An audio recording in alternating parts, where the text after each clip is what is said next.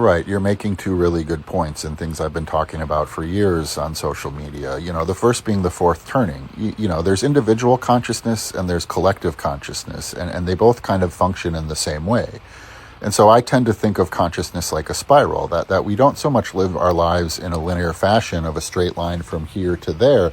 We live in a spiral, and we keep kind of coming across the same patterns in our lives, hopefully each time with a little expanded consciousness to a point where eventually we can transcend the kind of experience, right? We can begin experiencing new things. We can free ourselves from the trauma loops of the past. Well, this happens with the collective consciousness as well.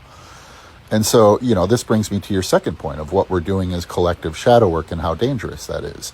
Because shadow work is essentially about like looking at the things we don't want to look at about ourselves, about integrating the repressed aspects of our consciousness into our conscious mind. And so as a culture, as a collective, we've been doing that. This kind of move towards a better union, this move towards equality, anti-racism, cutting through the kind of mythology of American exceptionalism to understand the true history of this country, the true kind of morality of this country.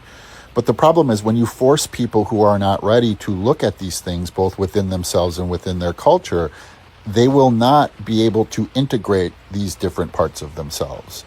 What it will do is create a lash out. It will create a destructive urge, right? With narcissists specifically, one of the things that happens is when you elicit shame within their consciousness, they don't self-reflect, right? They don't use it as a tool for growth. They don't use it as a tool for changed behavior. They lash out at whatever is making them feel that shame.